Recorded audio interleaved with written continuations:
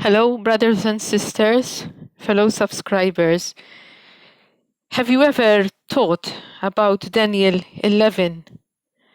Have you ever realized that Daniel 11 is a trailer about the Antichrist, a sneak preview? We shall be going into this topic in some detail, and we shall be going through many verses in this chapter of Daniel chapter 11. In fact, Daniel chapter 11 is a prophecy of the career and destruction of the Antichrist, since a lineage of antichrists precede the actual end times Antichrist, which I believe shall be unveiled shortly over the course of the next few months. So the book of Daniel, you should know, is set during 6 BC. And the main Antichrist, Antiochius IV Epiphanes, lived during the years, reigned rather, around 160 BC. And he persecuted the Jews between 167 to 164 BC. And you must know also that the fundamental theme here in the book of Daniel, especially Daniel chapter 11, is God's control over history and over kings. And the climax of the prophecy comes in Daniel chapter 7, with the prophecy of the resurrection of the dead, the kingdom of the saints, or the holy ones of the Most High. So in Daniel chapter 11, we have a messenger angel telling Daniel that a great king, which is alluded to here in verse 3, and the mighty king shall stand up, then shall rule with great dominion and do according to his will. Verse 4, and when he shall stand up, his kingdom shall be broken and shall be divided toward the four winds of heaven, and not to his posterity, nor according to his dominion which he ruled, for his kingdom shall be plucked up, even for others beside those. This mighty king is none other than the great king Alexander the Great, who died at the age of 32 from a fever whilst he was under drunken conditions. His kingdom, his Grecian kingdom, is split up between four generals. And so we see that chapter 11 here is predicting history over the next 375 years from that time and to the end times with amazing accuracy. The course of history is under God's direction. So the division of the Greek Empire was as I said, it was divided into four, and each general took 1/4 of Alexander's kingdom. The strongest king of the four generals was the fourth king, and he was the Persian king Xerxes.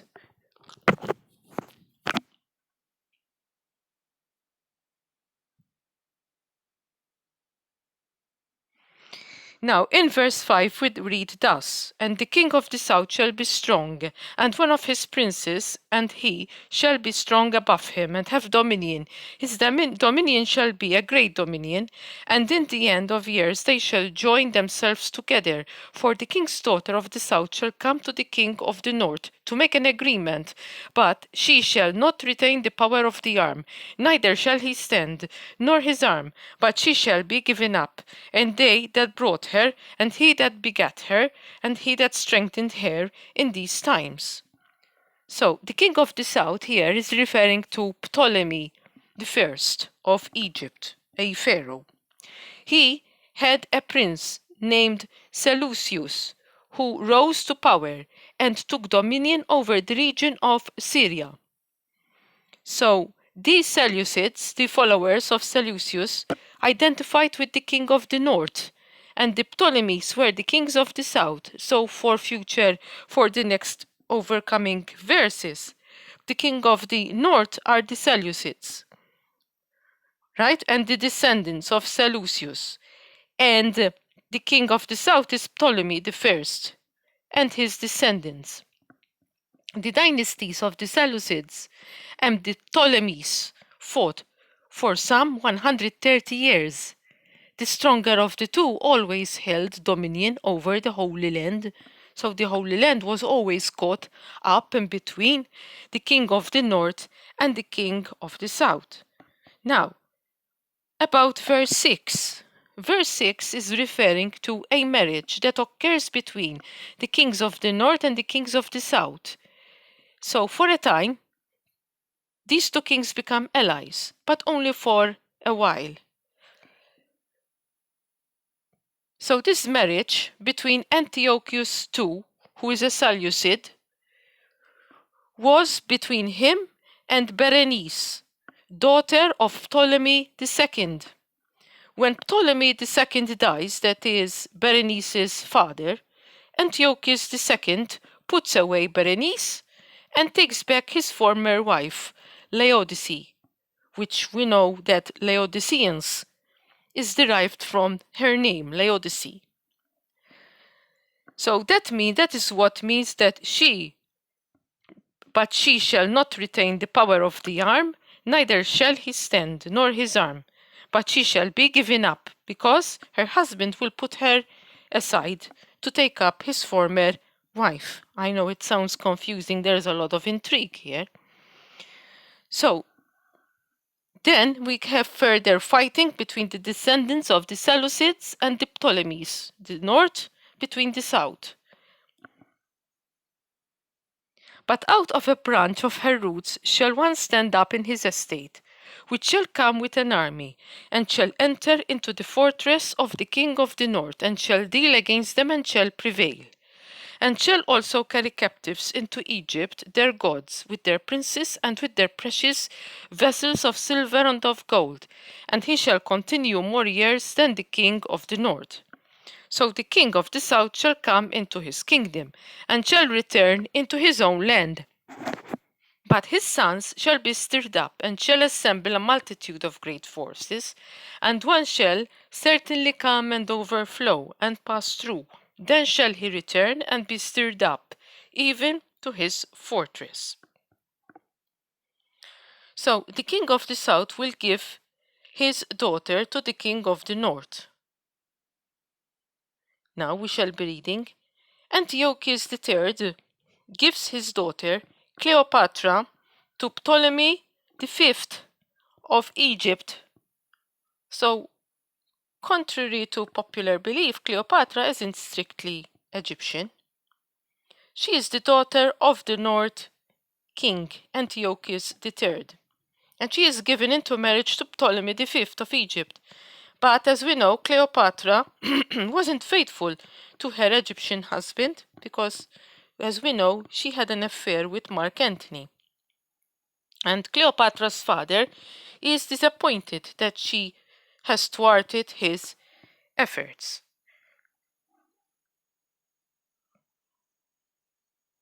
And verse 12, and when he had taken away the multitude, his heart shall be lifted up, and he shall cast down many thousands, but he shall not be strengthened by it. For the king of the north shall return, and shall set forth a multitude greater than the former, and shall certainly come after certain years with a great army and more riches.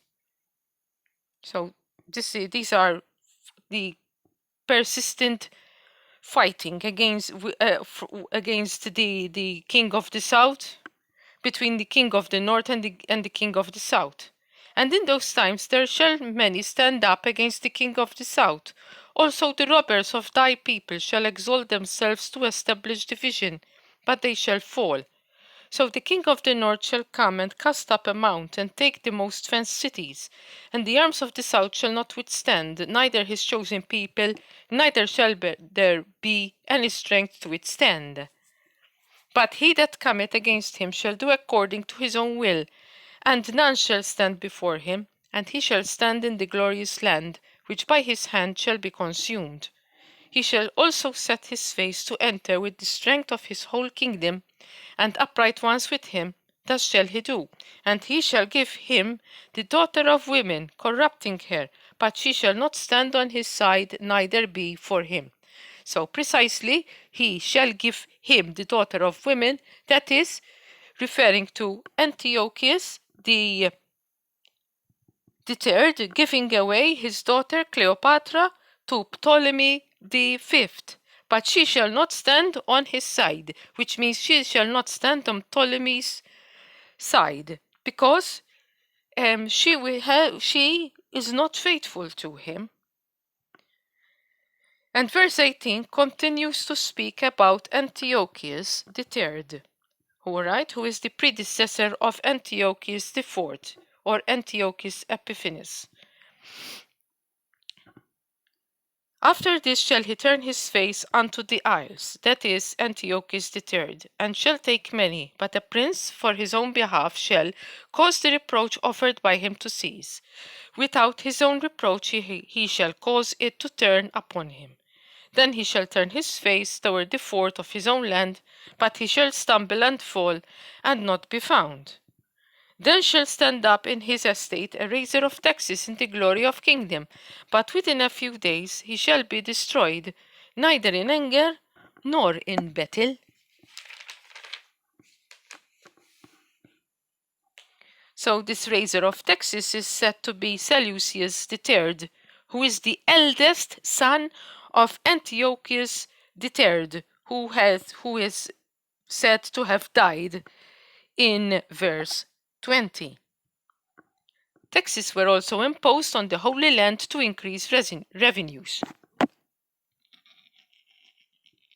But Seleucus III was soon assassinated, probably by his own brother, Antiochus IV, which is Antiochus Epiphanes, or, as they used to like to call him, to mock him, Antiochus Epiphanes, which means the mad one. So here Antiochus IV is described as a vile person, a Syrian dictator. Verse 21, and in his estate shall stand up a vile person, that is Antiochus IV, or Epiphanes, to whom they shall not give the honor of the kingdom, but he shall come in peaceably and obtain the kingdom by flatteries. Now from verse 21 onwards you must know that most of the actions of Antiochus IV will be mirrored by the future Antichrist that shall be unveiling himself shortly over the next months. Because Antiochus IV is a forerunner of the ultimate end times Antichrist. Antiochus IV has fulfilled most, but not all, of the prophecies in Daniel 11, and we shall soon be coming to that, and I will explain to you why. Because only the end times Antichrist will fulfill all the prophecies about himself. Verse 22, and with the arms of a flood shall they be overflown from before him, and shall be broken, yea, also the prince of the covenant. And eventually Egypt defeats Antiochus IV through the help of Rome, because they appeal for help from the Romans. Verse 23, and after the league made with him he shall work deceitfully, for he shall come up and shall become strong with a small people. He, the Antichrist, that small letter A Antichrist, shall enter peaceably even upon the fattest places of the province, and he shall do that which his fathers have not done, nor his fathers' fathers. She shall scatter among them the prey and spoil and riches, yea, and he shall forecast his devices against the strongholds, even for a time. And he shall stir up his power and his courage against the king of the south, that is the Pharaoh in Egypt, with a great army. And the king of the south shall be stirred up to battle with a very great and mighty army, but he shall not stand, for they shall forecast devices against him. Yea, they that feed of the portion of his meat shall destroy him, and his army shall overflow, and many shall fall down slain. And both these kings' hearts shall be to do mischief, and they shall speak lies at one table, but it shall not prosper, for yet the end shall be at the time appointed. Then shall he return into his land with great riches, and his heart shall be against the holy covenant, and he shall do exploits, and return to his own land.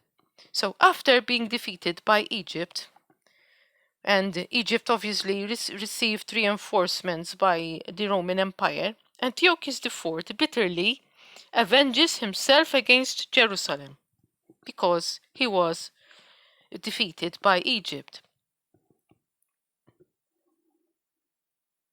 At the time appointed he shall return and come toward the south, but it shall not be as the former or as the latter, for the ships of Chittim shall come against him. Therefore he shall be grieved and return and have indignation against the holy covenant. So shall he do. He shall even return and have intelligence with them that forsake the holy covenant. And arms shall stand on his part, and they shall pollute the sanctuary of strength, and shall take away the daily sacrifice, and they shall place the abomination that make it desolate. That is when Antiochus IV, or Epiphanes, decides to take revenge upon the Jews by setting up an image of Zeus within the temple and in Jerusalem, and also sacrificing a sow, a female pig, in their temple, which is obviously pigs are an unclean animal, and putting them on the altar of such a temple would be the ultimate abomination for the Jews. And such as do wickedly against the covenant shall he corrupt by flatteries, but the people that do know their God shall be strong and do exploits. And they that understand among the people shall instruct many, yet they shall fall by the sword and by flame, by captivity and by spoil many days.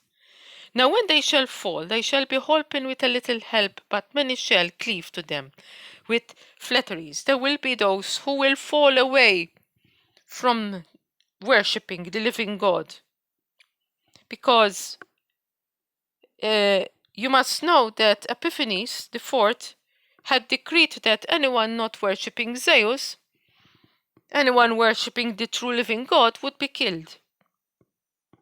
So this very much will be mirrored in the end times, when the Antichrist, the ultimate end times Antichrist, will demand worship for himself. And those who do not worship the image of the beast will be killed. And some of them of understanding shall fall to try them, and to purge and to make them white, even to the time of the end, because it is yet for a time appointed. And the king shall do according to his will. Now watch carefully. From verse 36. Verse 36 is now specifically speaking, we have an end times shift to the future fulfillment of the Antichrist. Verse 36 is speaking about the future end times Antichrist, the Antichrist with a capital A, to be clear. And the king shall do according to his will, and he shall exalt himself and magnify himself above every god, and shall speak marvelous things against the God of gods, and prosper till the indignation be accomplished. For that is determined shall be done. Yes, he shall magnify himself above all that is God. Indeed, he was heard, although he hasn't been revealed yet, the Antichrist, but such words as the word will bow down to me wouldn't be surprising words coming out of the mouth of the Antichrist. Verse 37. Neither shall he regard the God of his fathers, nor the desire of women, nor regard any god, for he shall magnify himself above all. See, this king, the Antichrist, the future Antichrist, that will be unveiling himself shortly, will blaspheme God and exalt himself above every god. Here we shift from what was fulfilled in the Ptolemies and the Seleucids to what will be fulfilled in the Antichrist, the final word dictator. So why hasn't Antiochus IV hasn't fulfilled everything about the abomination of desolation prophecy, where the abomination of desolation was placing the statue of Zeus and putting a sow to be sacrificed on the altar of the temple in Jerusalem? Because Jesus specifically said that the real abomination of desolation is yet to come. And that is detailed in Matthew chapter 24 verse 15. And 2 Thessalonians 2 verses 3 to 4 says, "Let no one deceive you by any means." Because we are yet to have a future manifestation of the abomination of desolation in the end times. And I believe that will occur on two levels, on two planes. The first abomination of desolation is possibly would be in the case if a physical third temple in Jerusalem be built and the Antichrist would walk inside and demand worship. But the more probable abomination of desolation that I see is when people take the mark of the beast. And in doing so, they are quantum entangled with the beast system. And when they've taken the mark of the beast, they have pledged their allegiance to Satan. So Antiochus IV is a historical preview of the Antichrist. That is why so much space is devoted to describing the career of one evil man, because he prefigures the ultimate evil man. Antiochius Epiphanes is the trailer released well before the ultimate Antichrist, who is like the feature. So it is a sneak preview. And scholars believe that the Antichrist will be of Jewish descent and possibly a homosexual, because he does not regard the desire of women. Verse 38. But in his estate shall he honor the God of forces, and the God whom his fathers knew not shall he honor with gold and silver, and with precious stones, and pleasant things. So, and the God whom his fathers shall he honor with gold and silver, and with precious stones, and pleasant things. That's because he will be using digital currency. Here, when it says that he honors the god of forces or fortresses, that means that he has power with a military. He has power from the military. He has military might.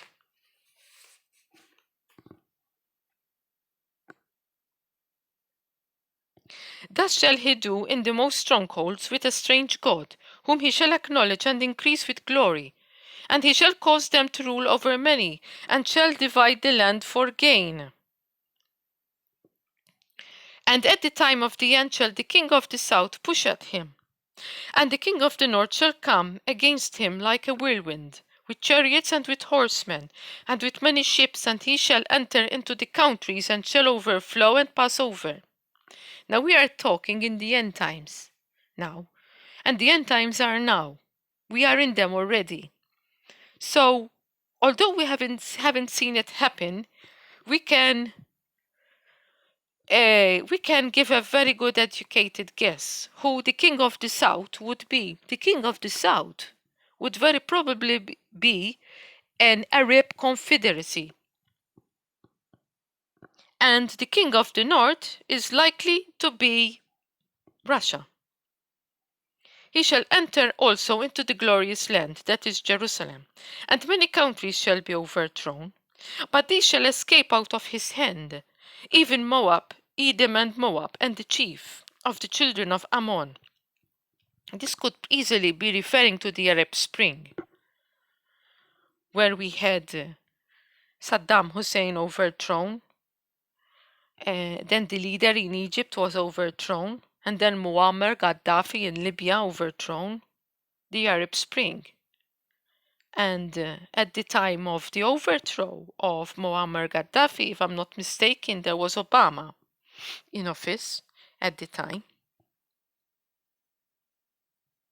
He shall stretch forth his hand up also upon the countries, and the land of Egypt shall not escape.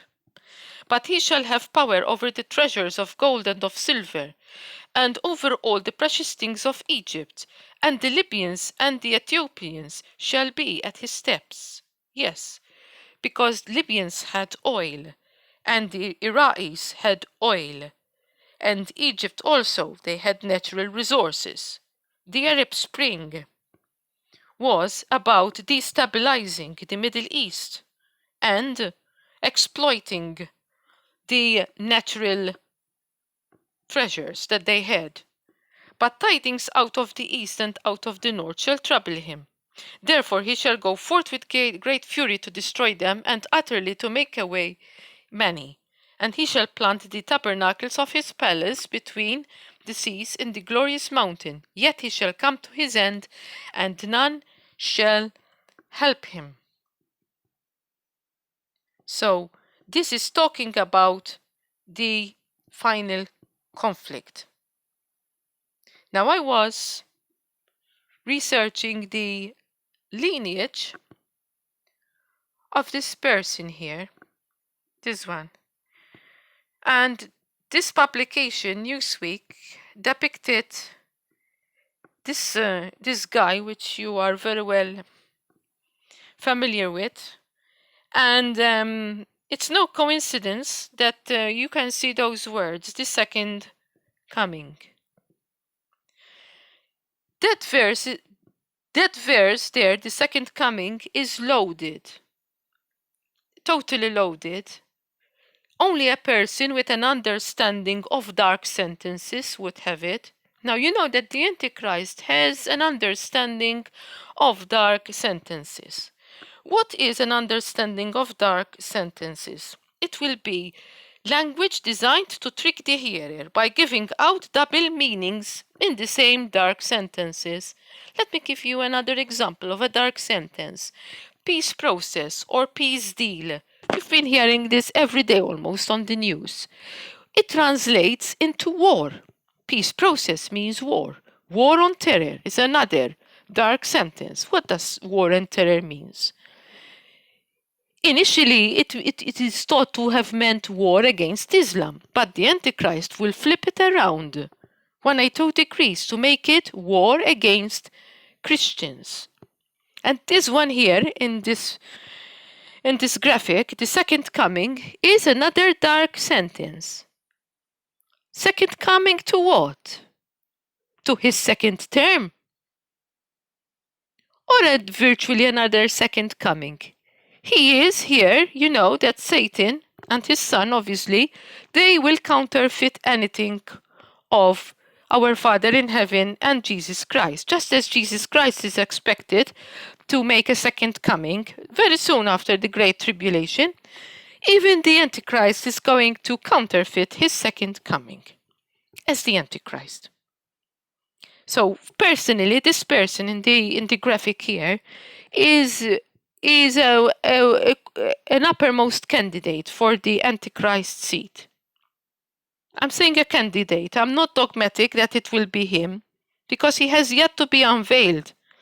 But as I said, when he said those words, the word will bow down to me. It was this very same person that you see in the graphic.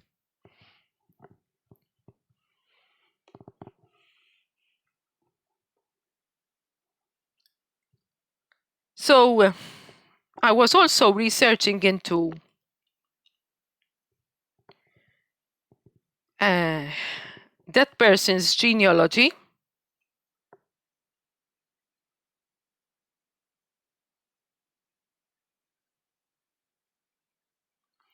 And I found that his his generations only went down as far back to the 16th generation.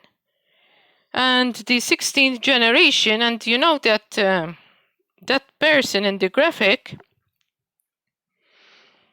is, well, he is related to other presidents and even globalists. They are all related. So this, it says here that this Ahnentafel chart for BHO is currently limited to 16 generations, and that is around the 15th, 16th, 17th century, and it doesn't go any way further. Then I was researching into Antiochius IV, and we're shown only that his lineage, his descendants of the Antiochus IV go down as far as, what's his name? Pompey, the General Pompey. So in between the General Pompey and Anne Stanley, who is an ancestor of BHO, there is a large gap. And I believe that this gap is intended. So at this current moment, nobody could trace the Antichrist, but he shall soon be revealed to us. Incidentally, under the administration of BHO, and you know that his name means lightning. In the natives' language where I live, Barak or Barak or Bara, how it depends on how they pronounce it, means in the native language, translated in English, means lightning. In fact, it's a word that I use. I say Barak when there's lightning in the sky, all right? And Obama, the surname, means literally fall from the heights or fall from heaven. And Jesus did say